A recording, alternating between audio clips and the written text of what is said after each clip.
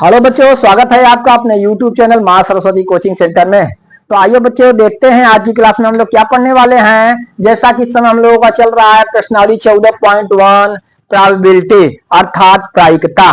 तो इसमें आप लोग जो है 8 क्वेश्चन तक कंप्लीट कर चुके हैं। तो आज की क्लास में हम लोग देखेंगे 9वां क्वेश्चन। हमारा क्वेश्चन नंबर 9 है, एक डिब्बे में 5 लाल कंचे, 8 सफेद कंचे और 4 हरे कंचे हैं। ध्यान दीजिए, कोई डिब्बा है, उसमें 3 कलर के कंचे रखे हुए हैं। कौन कौन से? 5 ठो लाल रंग का, लाल कलर का जो है रेड कलर का कंचा है, 8 ठो जो है व्हाइट कंचा है और 4 ठो जो है ग्रीन कंचा है। ठीक ना? अच्छा, इस डिब्बे में से एक कंचा यादृच्छिया निकाला जाता है। इसकी क्या प्रायिकता है कि निकाला गया कंचा लाल है, सफेद है, हरा नहीं है। ठीक, तो किसी थैले में 3 रंग के जो है 3 कलर के कंचे रखे गए हैं और उसमें से एक कंचा यादृच्छिया निकाला जाता है। पहला क्वेश्चन हमसे पूछा गया कि इसकी क्या प्रायिकता होगी कि निकाला गया कंचा लाल हो। दूसरा पूछा गया क्वेश्चन, इसकी क्या प्रायिकता होगी निकाला गया कंचा सफेद हो। और जो है इसकी क्या प्रायिकता होगी कि निकाला गया कंचा हरा नहीं है। तो सबसे पहले हम देखते हैं कि कंचों की कुल संख्या। ध्यान देंगे यहां पे,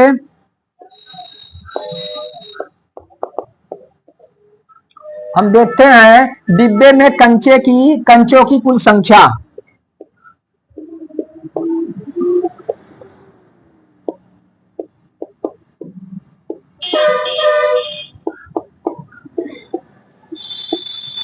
कंचों की कुल संख्या कितनी है भाई? 5 ठो लाल कंचे, 8 ठो सफेद कंचे और 4 ठो हरे कंचे। 8 5 13 4 17। कुल कितने कंचे हैं भाई? कुल जो है डिब्बे में 17 कंचे हैं। ठीक। अच्छा, हमसे पहला पूछ लिया गया कि लाल है, इसकी क्या प्रायिकता है कि निकाला गया कंचा लाल है। तो पहला नंबर हम देखते हैं लाल कंचों की संख्या। लाल कंचों की संख्या, लाल कंचों की संख्या कितनी है? 5 है। ठीक, हमें निकालना है कि लाल कंचों की प्रायिकता। ठीक ना? इसकी क्या प्रायिकता होगी कि निकाला गया एक कंचा लाल हो। तो हम लिखेंगे पी लाल कंचे। ठीक, बराबर फार्मूला क्या होगा?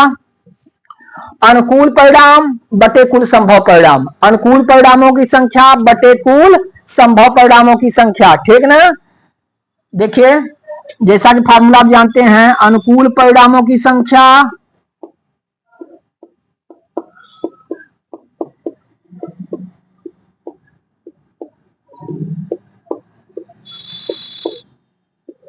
बटे कुल संभव परिणामों की संख्या।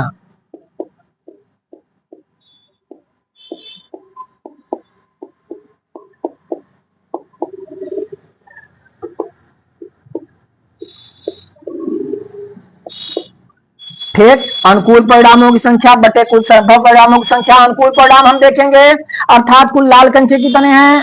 5।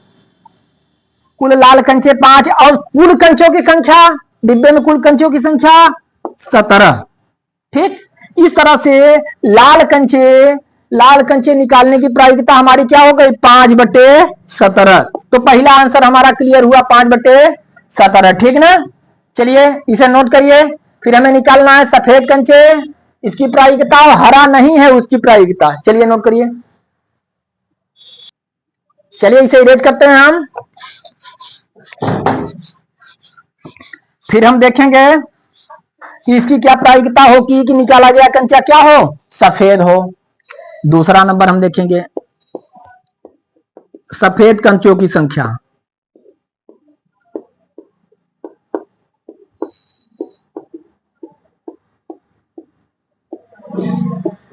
सफेद कंचों की संख्या, सफेद कंचे कितने हैं देख रहे हैं हम? 8। ठीक, तो हम लिखेंगे पी सफेद कंचे। पी सफेद कंचे। ठीक, वही फार्मूला, कौन सा? अनुकूल परिणामों की संख्या बटे कुल परिणामों की संख्या, कुल संभव परिणामों की संख्या। फिर हम लिखते हैं अनुकूल परिणामों की संख्या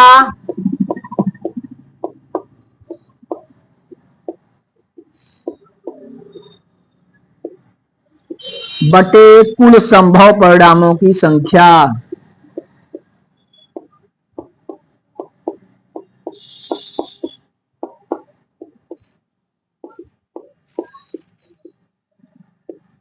ठीक, अनुकूल परिणाम देखेंगे अर्थात सफेद कंचे टोटल कितने हैं?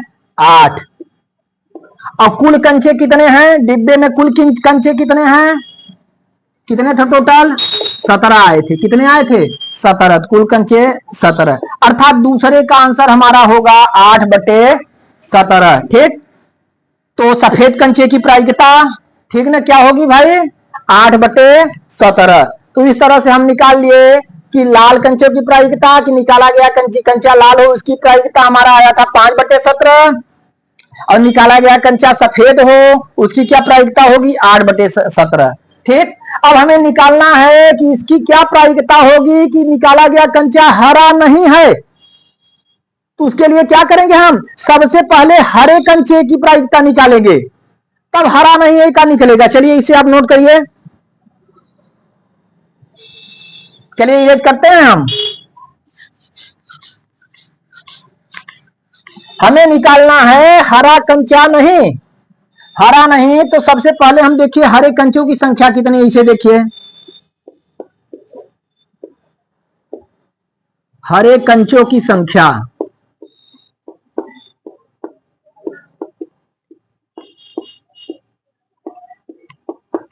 हरे कंचों की संख्या कितना है? 4। अच्छा, हम निकालेंगे पी हरे कंचे।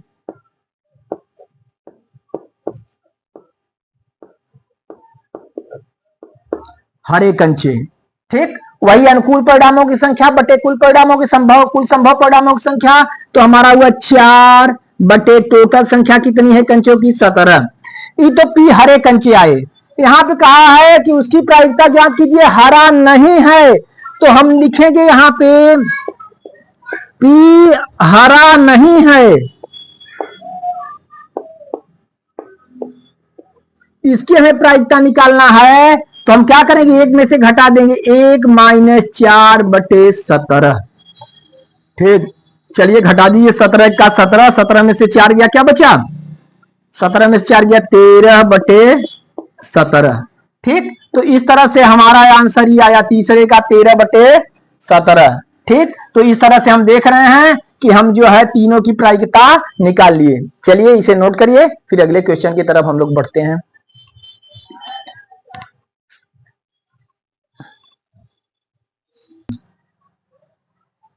आइए बच्चों देखते हैं अगला क्वेश्चन, क्वेश्चन नंबर 10।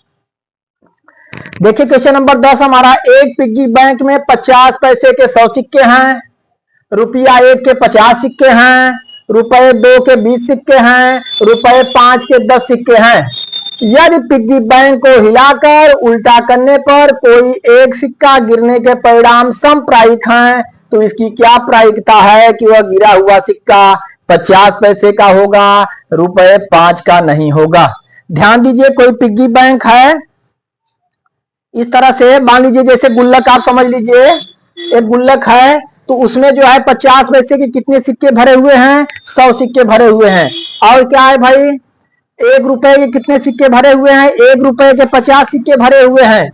2 रुपए कितने सिक्के भरे हुए हैं? 2 रुपए के 20 सिक्के हैं, और 5 रुपए के 10 सिक्के हैं। उसको जो है पूरा समझ लिए गुल्लक को हिला दिया जाता है, पूरा हिला करके उल्टा कर दिया जाता है, उल्टा कर दिया जाता है। तो उसमें से कह रहा है यदि पिग्गी बैंक को हिलाकर उल्टा करने पर कोई एक सिक्का गिरने के परिणाम समप्रायिक हो, ठीक ना, किसी भी सिक्के की जो है गिरने की जो है समान संभावना है। ऐसी बात नहीं है कि 5 रुपए का सिक्का जो है ज्यादा गिरेगा या 2 रुपए का ज्यादा गिरेगा, भारी है। किसी भी सिक्के के जो है गिरने की समान संभावना है यहाँ पे। तो इसकी क्या प्रायिकता है कि गिरा हुआ सिक्का क्या है? 50 पैसे का होगा, और गिरा हुआ सिक्का 5 रुपए का नहीं होगा। तब जरा ध्यान दीजिए किस तरह से हम हल करेंगे। हम देखेंगे सबसे पहले कि पिग्गी बैंक में सिक्कों की कुल संख्या, कुल कितने सिक्के हैं।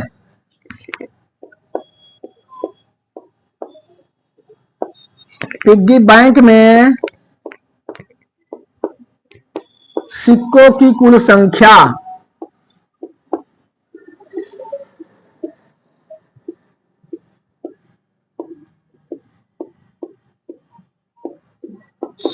कुल कितने सिक्के हुए देख रहे हैं। 50 पैसे कितने सिक्के हैं, 100 सिक्के हैं। 100 इधर हुए।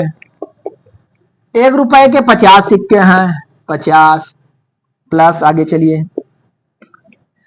2 रुपए कितने सिक्के हैं, 20 सिक्के हैं। और 1 रुपए और देखिए 5 रुपए कितने सिक्के हैं, 10 सिक्के हैं। टोटल हम देखेंगे 150, 150, 20 से 170, 10 180।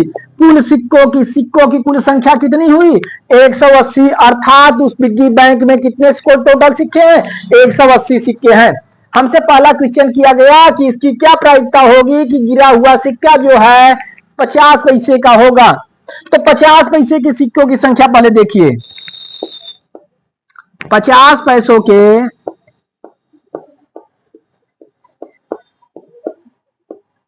सिक्कों की संख्या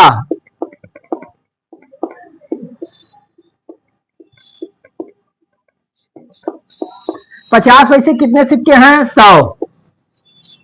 ठीक, तो हम लिखेंगे P 50 पैसे के सिक्के।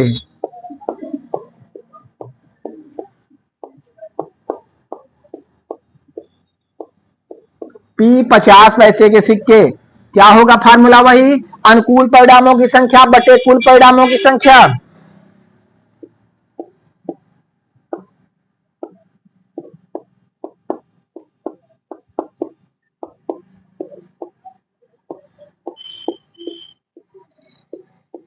बटे कुल परिणामों की संख्या, कुल संभव परिणामों की संख्या।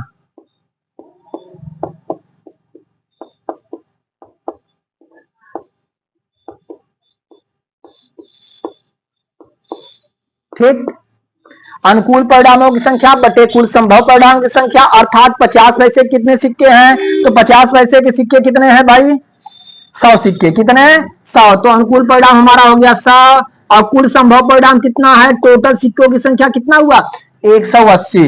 ठीक, इसे हम काट देते हैं, 0 0 से काट दिए, हम 2 से काटेंगे, 2 पचे 10, 2 नवा 18। अर्थात हमारा उत्तर कितना आया, 5/9।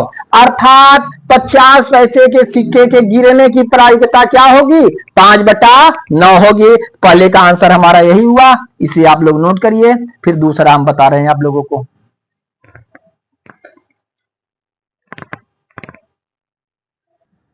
चलिए तो इसे रेट करते हैं हम।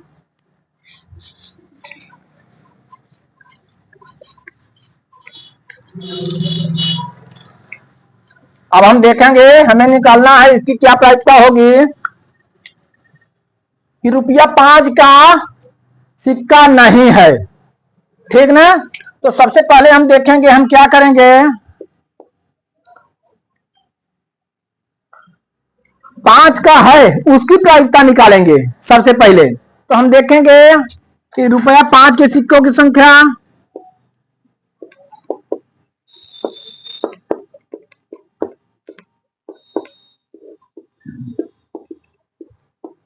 ₹5 के सिक्कों की संख्या कितनी है भाई, 10। कितना दिया हुआ है हमें, 10 दिया हुआ है। ठीक, कुल सिक्कों की संख्या आप निकाल चुके हैं, कितना, 180। ठीक ना, हम लिखेंगे P ₹5 का हो, ₹5 का सिक्का हो, उसकी क्या प्रायिकता होगी, फार्मूला वही, अनुकूल परिणामों की संख्या बटे कुल परिणामों की संख्या। अर्थात जो है अनुकूल परिणाम हमारे कितने हैं, 10 बटे कुल परिणाम टोटल सिक्कों की संख्या 180। 0 0 से हम काट देंगे, क्या बचा, 1/18। 1/18 हमारा बचा। लेकिन हमें क्या निकालना है, ₹5 का नहीं होगा, ₹5 का नहीं होगा। तो नीचे हम क्या लिखेंगे, P ₹5 का नहीं होगा, 5 का सिक्का नहीं होगा। तो इसकी क्या प्रायिकता होगी, तो एक में से हम घटा देंगे, ठीक, क्योंकि हम जानते हैं P plus P not equal to क्या होता है, एक होता है। तो एक में से हम इसे घटा देंगे, तो एक माइनस 1/18, 18 का 18 माइनस 1 बराबर क्या हो गया, 17/18। तो दूसरे का उत्तर हमारा कितना आया, 17/18। इसकी क्या प्रायिकता होगी कि ₹5 का सिक्का नहीं होगा, इसकी प्रायिकता हमारी क्या आई, 17/18। चलिए इसे आप जो है नोट कर लीजिए।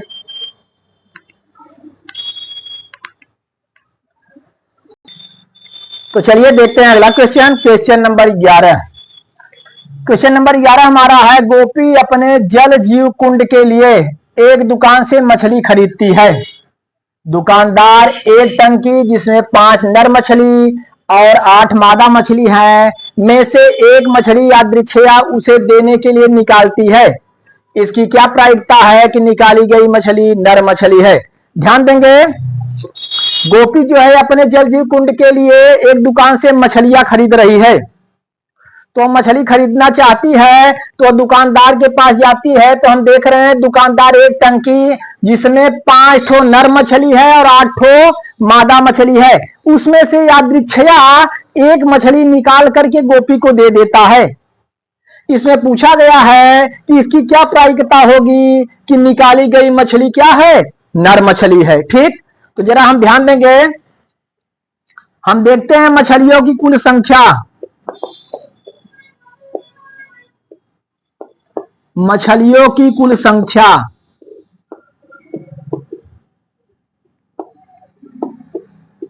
कुल कितनी मछलियां हैं, जल यहां पे हम देख रहे हैं दुकानदार के टंकी में कुल कितनी मछलियां हैं, 5 ठो नर मछली है और 8 ठो जो है क्या है, मादा मछली है। अर्थात कुल कितनी मछलियां हैं, 13 मछलियां हैं। दुकानदार की टंकी में मछलियों की संख्या टोटल कितनी है, 13 है। और जो है उसमें से जो मछली निकाला तो बता रहा है इसकी क्या प्रायिकता होगी कि निकाली गई मछली नर मछली हो। तो नर मछली की संख्या हम देखेंगे, नर मछली की संख्या जरा ध्यान देंगे, हम नर मछली की संख्या देखेंगे, नर मछली कितनी है, 5 है। नर मछलियों की संख्या 5 है। तो यहाँ पे P ध्यान दीजिए, नर मछली, इसकी क्या प्रायिकता होगी कि निकाली गई मछली क्या है, नर मछली है। तो P नर मछली, फार्मूला वही है, अनुकूल परिणामों की संख्या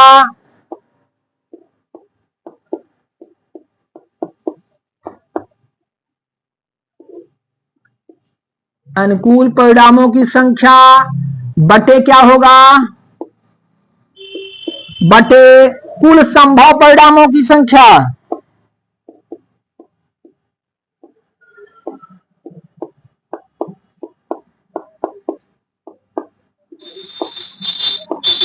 कुल संभव परिणामों की संख्या। अनुकूल परिणाम अर्थात नर मछली कितने हैं, 5 और कुल मछलियों की संख्या कितनी है, 13। अर्थात जो है कि निकाली गई मछली जो है नर मछली हो, उसकी प्रायिकता क्या होगी, 5/13 होगी। तो इस तरह से यही हमारा क्या हुआ, आंसर हुआ। ठीक, चलिए तो इसे कंप्लीट करिए आप लोग। तो चलिए देखते हैं क्वेश्चन नंबर 12। क्वेश्चन नंबर 12 हमारा है, संयोग के एक खेल में एक तीर को घुमाया जाता है।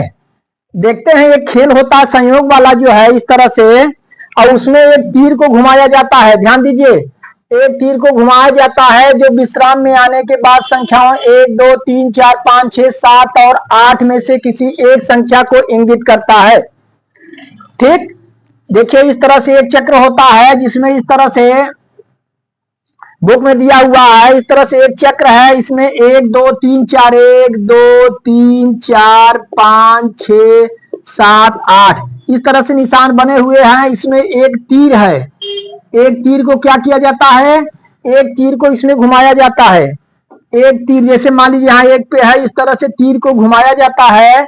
तो घुमाया जाता है इसमें, तो यह 1 2 3 4 5 6 और 7 और 8 में से किसी एक संख्या को इंगित करता है। यदि ये परिणाम समप्रायिक हो तो इसकी क्या प्रायिकता है कि यह तीर इंगित 8 को करेगा।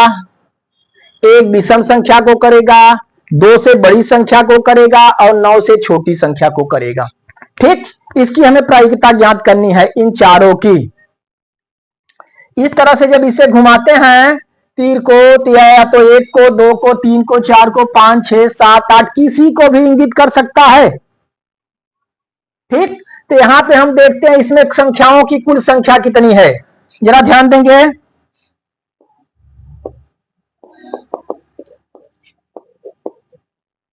संख्याओं की कुल संख्या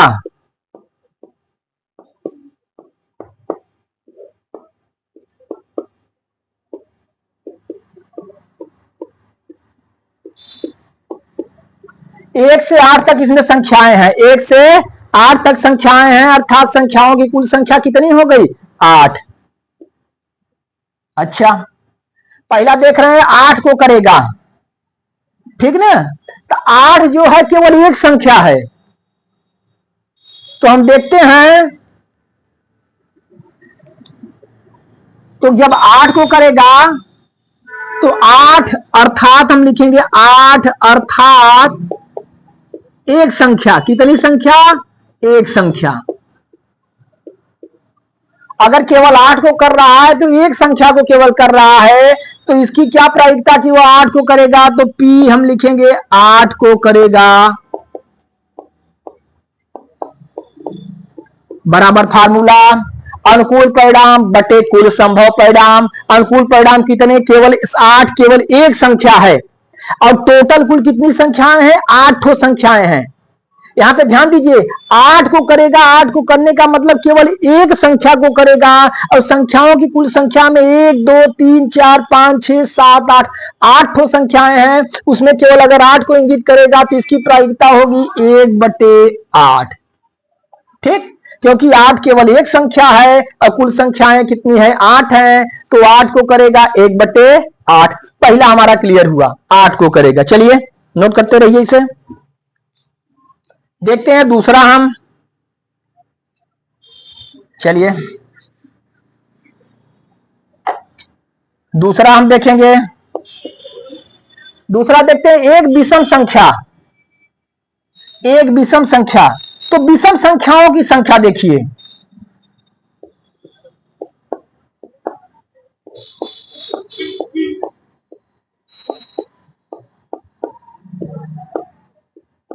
विषम संख्याओं की संख्या,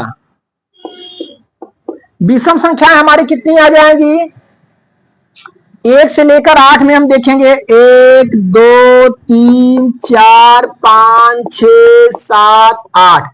इसमें विषम संख्याएं, विषम संख्याएं अर्थात ऐसी संख्याएं जो 2 से पूर्णतया विभाजित ना हो, उसे हम क्या कहेंगे, विषम संख्याएं कहेंगे। तो एक तो विषम संख्या हम लेंगे 1, और कौन है 3, 5, 7। देख रहे हैं विषम संख्याएं हमारी निकल के आई 1, 3, 5, 7, क्योंकि 2, 4, 6, 8 विषम संख्याएं हैं, तो 1, 3, 5, 7 अर्थात विषम संख्याओं की संख्या हमारी 1, 2, 3, 4 कितनी हो गई, 4।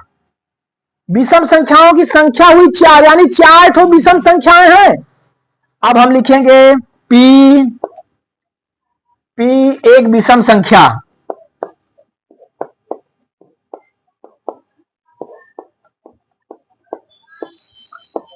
इक्वल टू अनुकूल परिणामों की संख्या बटे कुल परिणामों की संख्या। अनुकूल परिणाम हमारे कितने हैं, 4, और टोटल संख्याएं कितनी, 8।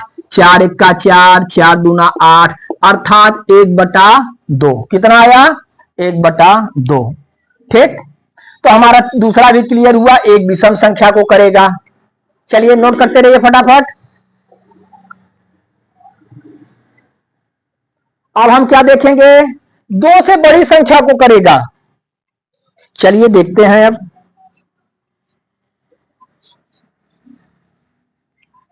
तीसरा हम देखेंगे,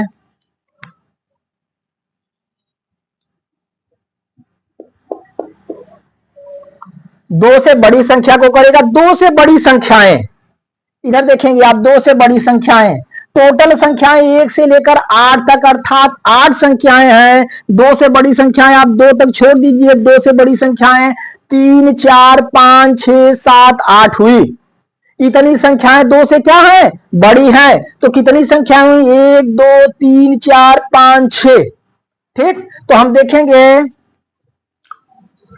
दो से बड़ी संख्याएं, दो से बड़ी संख्याओं की संख्या, संख्याओं की संख्या, अर्थात इसमें जो है दो से बड़ी कुल कितनी संख्याएं हैं, तो दो से बड़ी संख्याएं कितनी है, 6। तो हमें इसकी प्रायिकता निकालना, हम लिखेंगे P दो से बड़ी संख्या,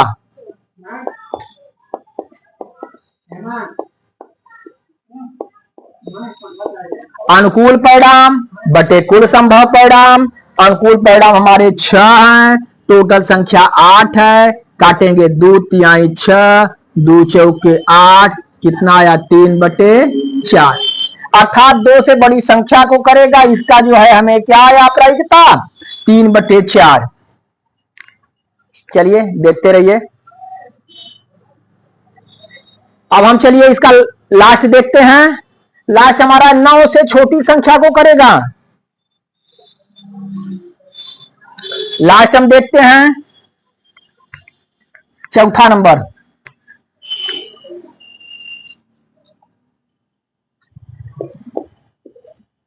नौ से छोटी संख्याओं की संख्या।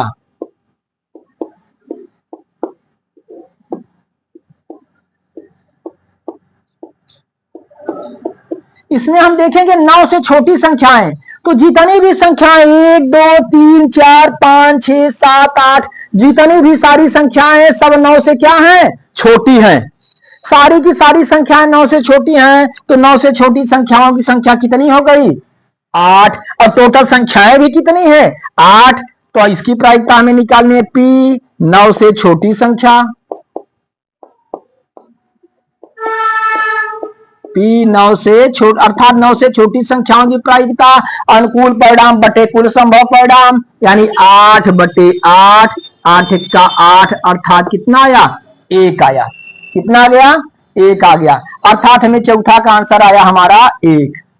इस तरह से देखते हैं बच्चों, हमारा जो है क्वेश्चन नंबर 12 पूरा कंप्लीट हुआ। और शायद मैं आशा करता हूं कि आप लोगों को अच्छी तरह से समझ में आ गया। बहुत सिंपल है सवाल, जरा सा ध्यान लगाएंगे आप एकदम सही सही समझ जाएंगे।